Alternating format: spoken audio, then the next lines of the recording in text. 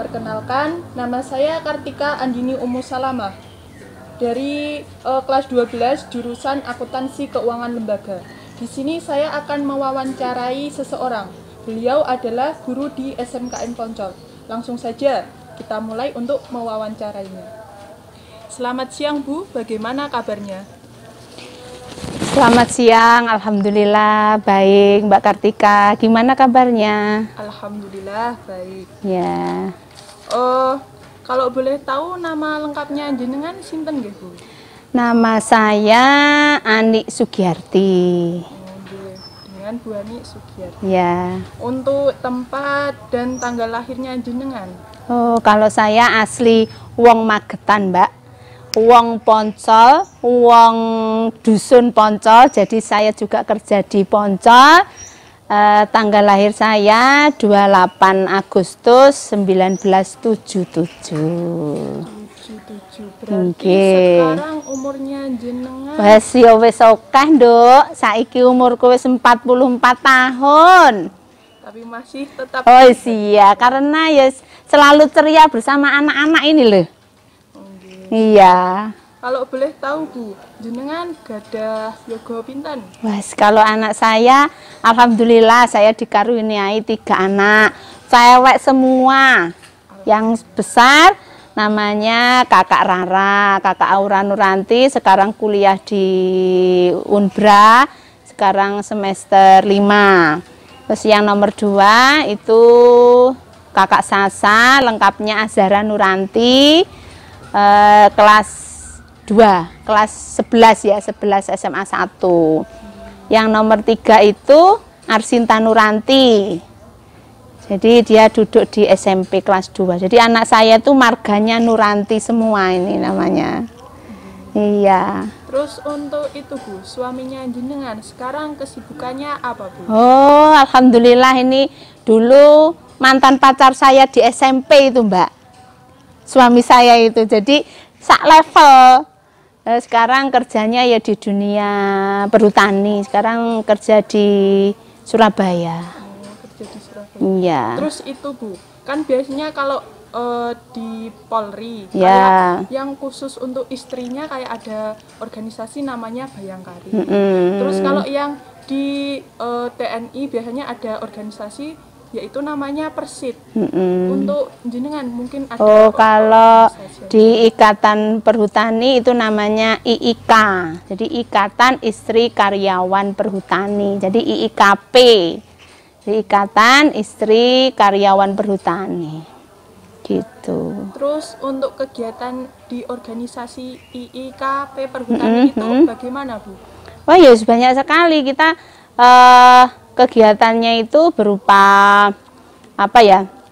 Kita punya program-program, diantaranya juga ada bidang pendidikan, ada sosial budaya, ada ekonomi, terus ada yang sekarang tren itu bekerja sama dengan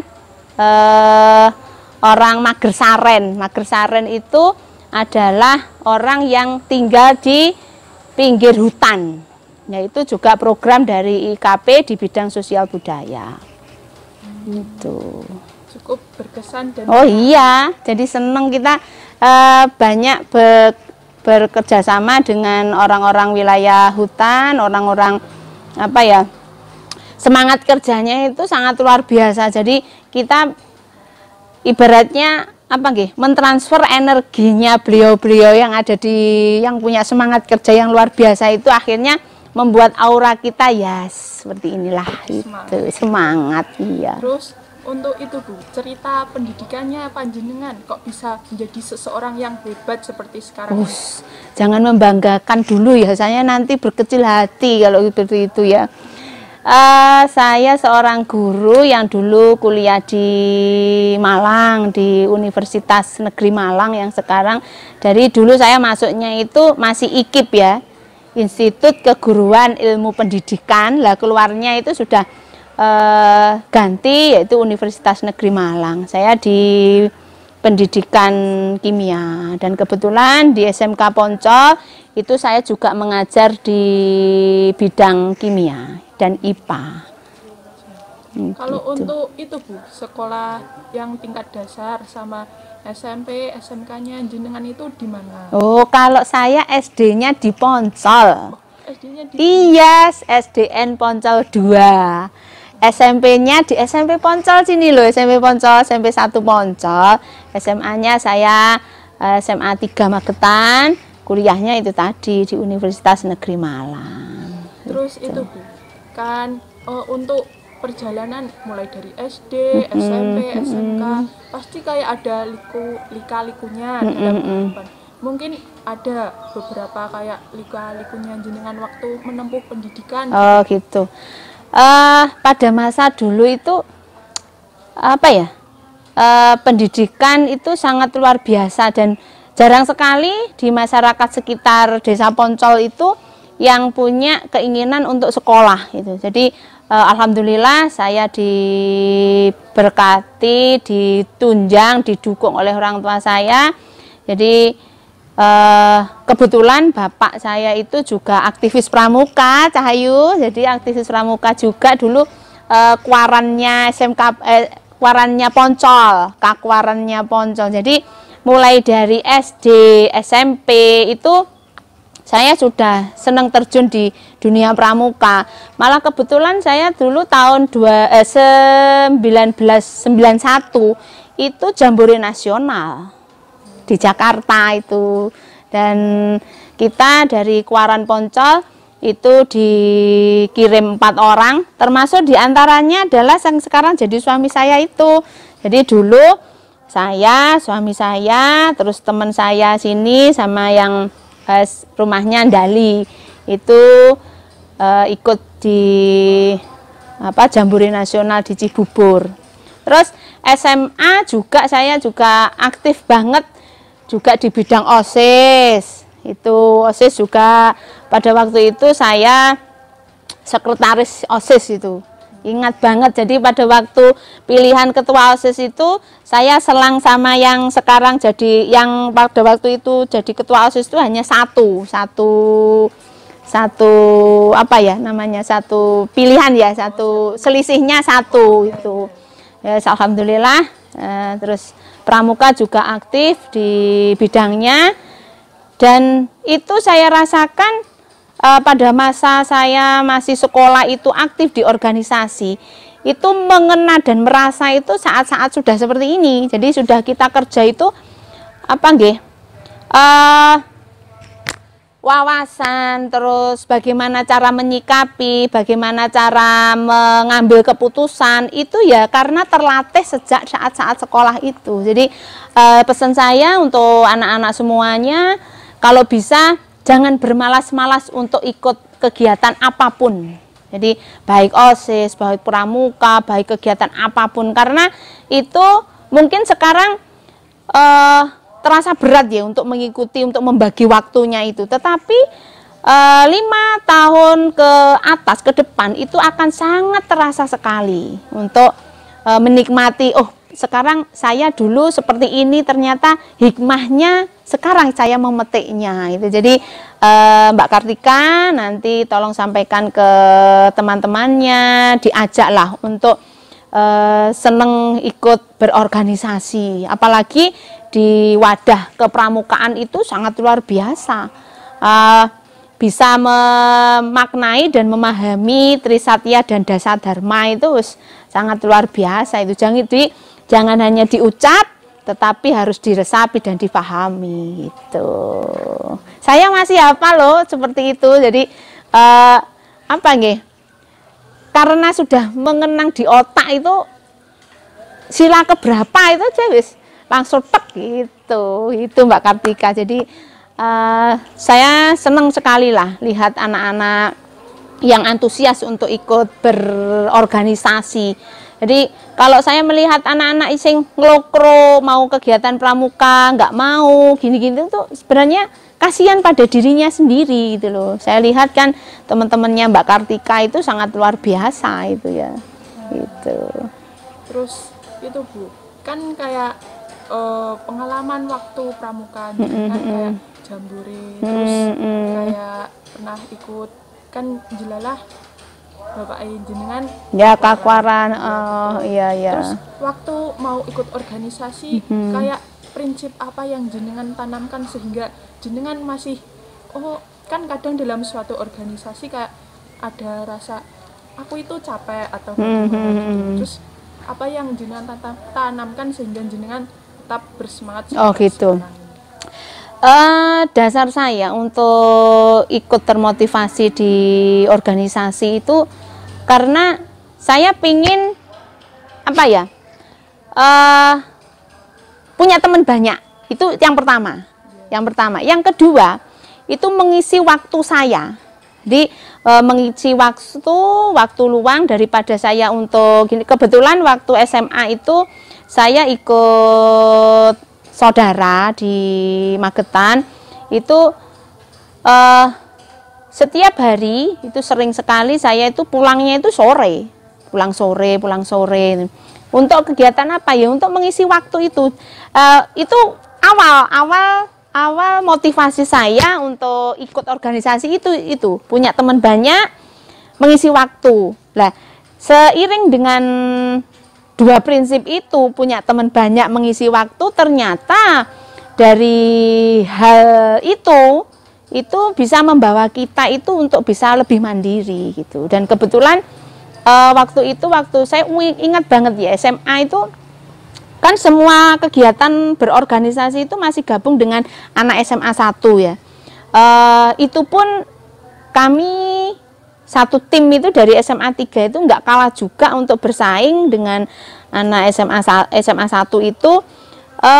Ini juga pramuka. Jadi waktu itu namanya kemah besar sedunia itu. Jadi di Lebak Harjo Malang itu. Di Lebak Harjo Malang itu tahun 94 kalau nggak salah itu. Jadi kami juga ikut di namanya apa ya, lupa saya tuh. Pokoknya perkemahan besar sedunia di Lebak Harjo Malang itu waktu itu. Itu inget banget, tragedinya itu sangat luar biasa. Ternyata sampai sekarang pun saya masih trauma dengan air. Pada waktu itu kita jelajah, airnya deras, kita harus ngelawan itu. Beberapa teman itu sempat ikut arusnya air lah, itu jadi hikmahnya ikut berorganisasi itu bisa menyikapi dalam kondisi darurat, dalam kondisi apa itu ternyata teamwork itu penting gitu. Jadi itu yang menjadi dasar saya untuk seneng berorganisasi itu. Terus itu Bu, kan jenengan terkenal sangat aktif dalam berkegiatan. Selain guru atau mungkin kenapa kok jenengan memilih profesi sebagai guru, atau mungkin selain guru jenengan mengikuti kayak profesi selain itu di luar dari guru itu Bu? Kebetulan memang sejak dulu cita-cita saya itu memang satu dulu perawat, yang kedua itu adalah guru. Jadi karena perawat kami ikut tes itu tidak lulus, terus akhirnya Allah memberikan pilihan saya yang kedua yaitu guru. Dan guru sejak kecil memang sudah tertanam di dalam diri saya. Jadi memang saya sejak dulu pengen cita-citanya kalau nggak perawat ya guru, dan basicnya keluarga kami itu kan pendidik. Jadi mungkin sudah mengalir darahnya pendidik ya. Jadi alhamdulillah sampai sekarang saya bisa menikmati dunia kependidikan gitu. Terus pasti selama berprofesi menjadi seorang guru pasti ada sukanya maupun dukanya. Itu Bu, mungkin jenengan bisa jelaskan sukanya maupun dukanya. Oh gitu. Namanya semua pekerjaan pasti ada ya suka dukanya. Tapi selama saya menjadi seorang guru, duka itu sangat kecil. Saya anggap itu malah nggak ada. Jadi suka, baik mengatasi anak yang nakal atau anak yang sedang, anak yang pintar, anak yang malas, anak yang rajin, itu saya anggap itu sebagai suka kami. Jadi kepuasan kepuasan dari seorang guru itu kalau pada saat proses itu melihat hasil. Jadi kalau seorang guru itu kan dalam proses pendidikan itu kan proses ya, proses menanamkan pendidikan, melekkan teori, memahamkan semua materi. Tetapi pada akhirnya kalau dia itu sudah lulus, sudah oh ya Allah dulu kamu nakal gini, tapi endingnya dia malah lebih sukses. Itu bukan berarti menangani anak-anak yang nakal itu duka, enggak. Itu sesuatu yang sangat suka gitu loh. Jadi ada motivasi tersendiri. Jadi kalau anak yang lempeng-lempeng misalnya standar menengah itu malah kami kadang nggak kenal. Jadi kenalnya itu malah anak sing nakal, anak sing pinter, sedeng gitu ya di tengah-tengah itu kan biasanya ya kayak gitu loh. Jadi alhamdulillah selama saya jadi guru kurang lebih saya 2001 jadi guru. Sekarang berarti sudah 20 tahun ya. Sudah 20 tahun menjadi guru itu gak ada dukanya. Senang semua jadi guru itu. Karena yang dihadapi usia-usia sekalian. Jadi interaksinya itu nyaman. Membuat diri kita itu lebih semakin muda gitu. Memberikan semangat gitu. Pertama kali menjadi guru itu kayak kesan apa yang jenengan peroleh atau dapat? Oh, awalnya saya di SMA Parang ya. SMA Parang waktu itu saya masih usia 22 tahun. Ya rasa nggak pedenya itu ada karena menghadapi seusia anak yang sudah usia remaja kan. Umur 17 tahun itu kan sudah usia remaja. Itu ya awalnya kami di beceki, jadi dirangkul, itu takut ada karena seusianya kan hampir sama. Tapi seiring dengan waktu kami bisa menyesuaikan dan alhamdulillah sekarang sama anak-anak itu nyaman itu. Saya anggap anak saya semua gitu. Terus selama itu Bu, berprofesi kurang lebih 20 tahun menjadi guru. Mungkin ada salah satu murid yang jenengan ingat sampai sekarang ini. Mungkin bisa jenengan ceritakan pengalamannya kok bisa ingat sampai sekarang ini. Apa ya? Banyak sebenarnya, tapi satu hal itu yang saya tiba ngajar ditugaskan di SMK Poncol itu paling terkesan itu ini satu nama yang sampai sekarang itu masih terkesan itu ya siapa itu si X itu ya, saya enggak usah nyebutkan itu. Jadi waktu awal itu menganggap kedatangan saya itu jadi seorang temennya gitu loh. Seorang temennya itu pun curhat apa aja lah, baik tentang pacarnya atau apa itu. Jadi kita memang saya nanamkan pada diri saya itu keterbukaan sama anak didik saya. Jadi kalau anak didik saya itu terbuka, otomatis dia akan percaya sama saya gitu loh. Kalau sudah tertanam kepercayaan, dan insya Allah kita dalam proses belajar mengajar itu akan nyaman gitu. Dan sampai sekarang dia sukses di kerja di Jakarta gitu. Kalau boleh tahu si X itu tinggal di mana Bu? Sekarang? Ya. Oh, aslinya? Iya aslinya. Alastuwo. Oh Alastuwo. Iya, orang Alastuwo. Iya. Terus itu Bu tanya, mungkin melalui video ini jenengan dapat memberikan pesan dan kesan kepada para penonton atau pemirsa, terlebih siswa-siswi SMKN Poncol agar membangun semangatnya gitu Bu. Oh ya. Untuk anak-anakku semua, tetaplah berkarya untuk nusa dan bangsa. Tanamkan jujur, disiplin untuk membangkitkan diri kita lebih baik dan baik. Terima kasih. Terus untuk itu Bu, jenengan tentunya tahu tentang pewayangan Jawa. Mungkin ada salah satu tokoh wayang yang jenengan kagumi, yang bisa jenengan jadikan motivasi sampai saat ini gitu. Apa ya? Saya kalau ya punokawan itu ya, saudara. Di mana dia punya sifat yang berbeda-beda, tetapi dia bisa mewujudkan bisa mewujudkan dari sifat karakternya masing-masing itu bisa menjadi satu. Gitu. Terus kemudian untuk tokoh nasional maupun seseorang yang jenengan kagumi sampai sekarang ini atau mungkin menjadi panutan jenengan sampai sekarang itu siapa? Kejujuran yaitu di Jenderal Sudirman. Itu kokoh gigih untuk mempertahankan kemerdekaan pada waktu itu. Gitu. Dengan pada waktu dia sakit, beliau tetap bersikeras untuk mempertahankan kemerdekaan. Terus terakhir Bu, untuk moto atau semboyan maupun kata-kata yang jenengan sampai sekarang jenengan jadikan prinsip sehingga menjadikan jenengan seseorang yang hebat seperti sekarang ini. Prinsip saya dalam diri saya adalah satu, jujur. Dimanapun kita berada, kalau kita itu jujur dalam bidang apapun, insya Allah akan kita tanamkan di dalam diri kita, ketenangan dan kenyamanan diri kita itu akan selalu ada. Gitu. Jadi jujur itu kuncinya. Jadi jujur akan membawa kedisiplinan, akan membawa tingkat apapun. Gitu. Jadi kalau hati kita tenang, otomatis jiwa kita juga akan tenang.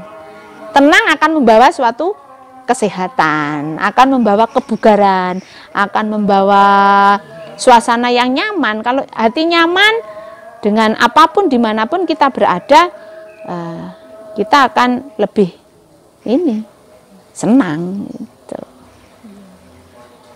Terima kasih Bu atas wawancaranya dan jenengan meluangkan waktu untuk dilakukan wawancara pagi ini.